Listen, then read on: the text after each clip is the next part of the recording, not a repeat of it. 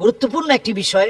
আমরা জানি যে পৃথিবীব্যাপী একজন বলা যায় যিনি গণক, এবং এই গণকের গণনা এতটাই নির্ভরযোগ্য অনেকে মনে করছে, বিভিন্ন নিউজ পোর্টালে সেটা নিউজ হচ্ছে। বাবা ভাঙা নামে একজন নারী হঠাৎ প্রাকৃতিক দুর্যোগের কারণে তিনি দুটি চোখ হারিয়ে ফেলেন। এই হারিয়ে ফেলার পর থেকে ওনার ভিতরে একটা অভূতকর একটা পরিবর্তন সাধিত হয়, এবং দেখা যায় যে বাবা ভাঙা সে কিন্তু আমাদের দেশীয় না, একজন নারী। তার বিভিন্ন ভবিষ্যৎবাণী কেমন যেন মিলে যাচ্ছে। তাহলে ভবিষ্যৎবাণী কি পৃথিবীর কেউ জানে? ভবিষ্যৎবাণী একমাত্র আল্লাহ রাব্বুল আলামিন জানেন। অন্য কেউ ভবিষ্যৎবাণী সম্পর্কে, ভবিষ্যতের জ্ঞান সম্পর্কে কেউ কিছু জানে না। নবী সাল্লাল্লাহু আলাইহি সাল্লাম বিভিন্ন সিমটম বলে গিয়েছেন।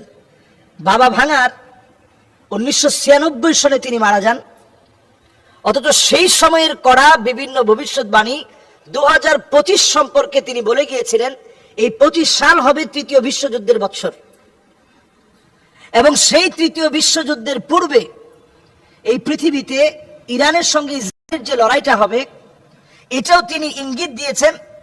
এর আগে ইসরায়েলে যে দাবানল জ্বলে উঠবে সেটাও তিনি কেমন করে যেন একটা ইঙ্গিত প্রদান করেছেন। এরপরে ক্যালিফোর্নিয়ায় দাবানল জ্বলে উঠবে সেটাও তিনি ওনার ভবিষ্যৎবাণীতে নিয়ে আসছেন। তো এই জাতীয় ভবিষ্যৎবাণীগুলো যখন হঠাৎ করে আমরা যখন মনে করি অথবা দেখি, দেখার পরে যখন মিলে যায়, তখন আমরা সবাই মনে করি যে মনে হয় উনি ভবিষ্যতের জ্ঞান জানে। আসলে ভবিষ্যতের জ্ঞান আল্লাহ রাব্বুল আলামিন ছাড়া কেউ জানেন না। তবে অনেক সময় কোনো ব্যক্তি এমন হতে পারে দুষ্ট চক্রের বিভিন্নভাবে সহায়তা নিয়ে, দুষ্ট জিনদের সহায়তা নিয়ে তারা বিভিন্ন তথ্য বলতে পারে। যেমন আমরা এখন সিমসাং কার্টুন দেখতে পাই, যে সিমসাং কার্টুনের ভিতরে এমন অনেক ভবিষ্যৎবাণী করা হয়েছে যেটা 10 বছর পরে বাস্তব হয়েছে। হুবাহু যেভাবে দেখানো হয়েছে হুবাহু সেইভাবে সেটা প্রতিফলিত হয়েছে। তো এই জাতীয় ঘটনাগুলো যখনই ঘটে আমরা মনে করি যে কেউ গায়েবের জ্ঞান জানে। এটা হচ্ছে দুষ্ট চক্রের আরো একটি ভয়াবহ ষড়যন্ত্র। সারা পৃথিবীর দাজ্জালি মিশনের সবচেয়ে বড় চ্যালেঞ্জিং ষড়যন্ত্র হচ্ছে এটি, যে তারা বোঝাতে চায় যে তারা সবকিছু জানে, আগাম তারা বলে দিতে পারে। এই বিষয়টি তারা ছড়িয়ে দিয়ে আমাদের ঈমানকে তারা প্রতিনিয়ত নষ্ট করছে। এজন্য আমরা পরিষ্কারভাবে বলতে চাই, মান আতা কাহিনান আও আররাফান ফাসাদদাকাহু বিমা ইয়াকুল ফাকাদ কাফারা বিমা উনজিলা আলা মুহাম্মদ সাল্লাল্লাহু আলাইহি ওয়াসাল্লাম। কেউ যদি এমনটা মনে করে যে কোনো গণক, সেটা বাবা ভাঙা হোক, সেটা পৃথিবীর অন্য কোনো ব্যক্তি হোক, সেটা অন্য কোনো ধর্মাবলম্বী ব্যক্তি হোক, পৃথিবীর কোনো ব্যক্তি কোনো ভবিষ্যৎবাণী বলে দিতে পারে, এটা যারা মনে করবে, নবী আলাইহিস সালাতু ওয়াস সালাম বলেন ফাকাদ কাফারা বিমা উনজিলা আলা মুহাম্মদ সাল্লাল্লাহু আলাইহি সাল্লাম। ওই ব্যক্তি কেমন যেন মুহাম্মদ সাল্লাল্লাহু আলাইহি ওয়াসাল্লামের আকাশচুম্বী কোরআন এবং নবীজি সাল্লাল্লাহু আলাইহি ওয়াসাল্লামের উপরে নাজিলকৃত এই কোরআনের পরে নবীজির মান শান ইজ্জতকে নষ্ট করার জন্য যথেষ্ট কাজ করলো, কারণ সে কোরআনের বিরুদ্ধে দাঁড়ালো। সুতরাং বাবা ভাঙা সহ এই পৃথিবীর আরো যত এরকম জ্যোতির্বিদ অথবা গণক আসবে অথবা আধ্যাত্মিক কোনো ব্যক্তি কিছু বলবে, সেটা বিশ্বাস করা যাবে না। যেমন বাবা ভাঙা একটি কথা বলেছেন যে এই পৃথিবী শেষ হবে প্রায় 5076 সনে। আজকে কিন্তু 2025 সাল চলছে। 5076 সনে এই পৃথিবী ধ্বংস হবে, এবং ধ্বংসের কারণ হিসেবে তিনি বলেছেন যে এই ধ্বংস হবে প্রাকৃতিক দুর্যোগের কারণে। প্রাকৃতিক বিভিন্ন দুর্যোগ, এই দুর্যোগের কারণে এই পৃথিবীটা ধ্বংস হয়ে যাবে। তো এইরকম অনেক উদ্ভট কথাও তিনি বলেছেন যেগুলো কোনো সত্যতা মিলেনি। কিছু বিষয় হঠাৎ করে মিললেই আমরা তাকে যদি গণক বলে মনে করি অথবা মনে করি সে যেটা বলছে সেটাই হবে, এই জাতীয় কথা বললে এটা আমাদের ঈমান নষ্ট হয়ে যাবে। কাজেই আমি মিডিয়ার প্রতি আমি এই বিষয়ে সজাগ থাকতে বলবো যে সবকিছু আকাশ প্রযুক্তি অথবা বর্তমান সভ্যতা, এই সেকুলার সভ্যতায় সকল কথা বিশ্বাস করে এটা প্রচার করা যাবে না। এটা প্রচার করার মধ্য দিয়ে মুসলমানদের ঈমান ধ্বংস হয়ে যাবে। আল্লাহ তাআলা আমাদেরকে বোঝার তৌফিক দান করুক। আসসালামু আলাইকুম ওয়া রাহমাতুল্লাহি ওয়া বারাকাতুহু। যে দাজ্জাল আসার আগে আসলে 3 বছর কি ঘটবে? দাজ্জাল হচ্ছে কিয়ামতের একেবারে বড় আলামত, যে আলামতগুলো প্রকাশিত হওয়ার পরে মানুষ আর সময় পাবে না।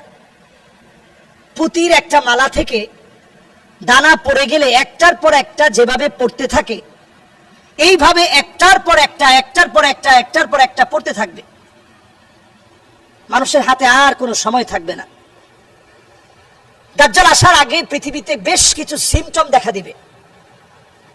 এই পৃথিবী উত্তাল হয়ে পড়বে, হাত্তা তুরাল আরদু দামান, সারা দুনিয়াতে বিভিন্ন প্রান্তে মুসলমানেরা মার খাবে।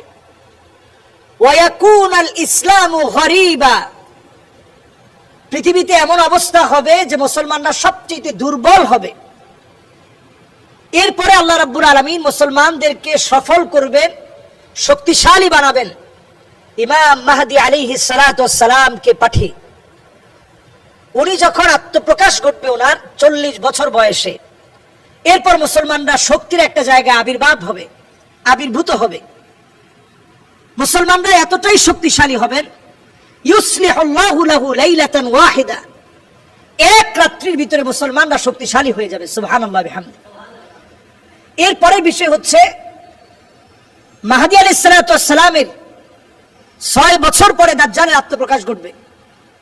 দাজ্জাল যখন এই পৃথিবীতে আসবে, অবস্থাটা এমন হবে, তার আগে দাজ্জাল আসার আগেই আল্লাহ রাব্বুল আলামিন শেষ সময়টা এমন হবে, ইন্নাল্লাহ আযজা ওয়া জাল্লা লাম ইয়াবআসু নাবিয়ান ইল্লা হাযযারা উম্মাতাহু দাজ্জাল, এমন কোন নবীকে আল্লাহ তাআলা পৃথিবীতে প্রেরণ করেননি যেই নবী আলাইহিস সালাতু ওয়াস সালাম তার স্বীয় কওমের লোকদেরকে দাজ্জালের ব্যাপারে বোঝাননি। দাজ্জাল এই পৃথিবীতে আসার পূর্বে প্রথম বছরটি এমন যাবে, প্রথম বছরটির ভিতরে এমন ভয়াবহ অবস্থা দেখা দিবে, আল্লাহ তাআলা পুরো আকাশকে মেঘ পড়া, আকাশকে 3 ভাগের 1 ভাগ মেঘ পড়া আল্লাহ তাআলা বন্ধ করে দিবেন।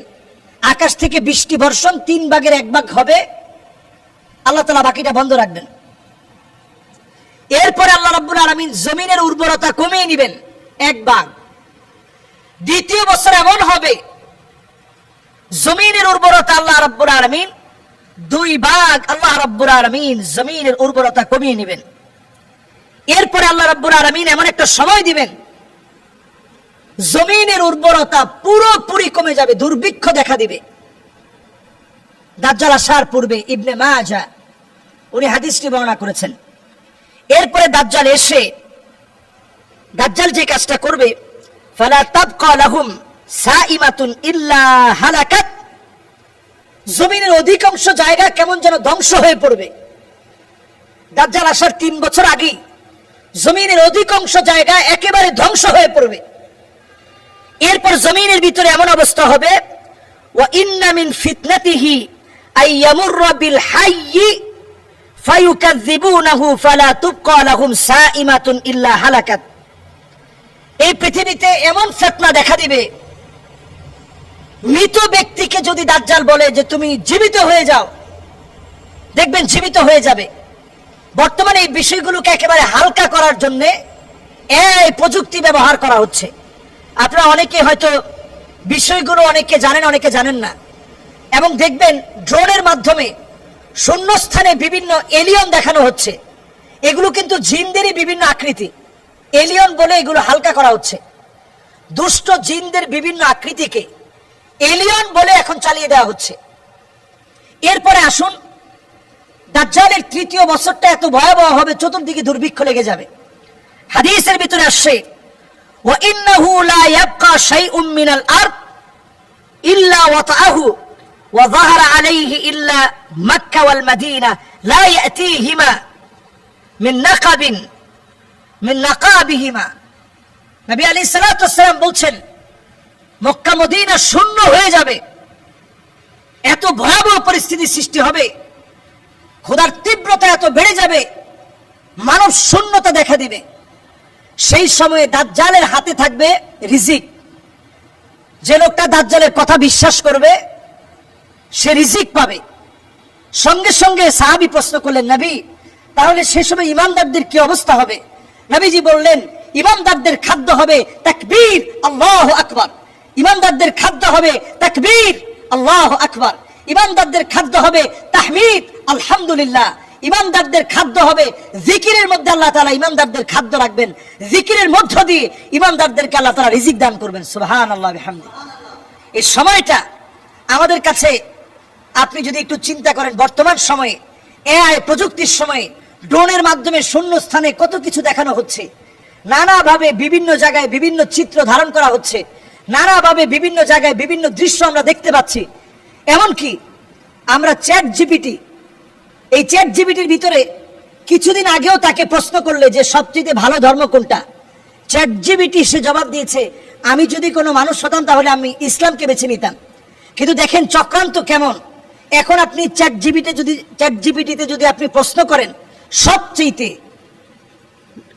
সবচেয়ে শ্রেষ্ঠ ধর্ম কোনটি, চ্যাট জিপিটি সে উত্তর দিবে যে আমি হচ্ছি একটা রোবট, আমি তো একটা মেশিন, আমি তো ধর্ম নিয়ে কোনো কথা বলতে চাই না।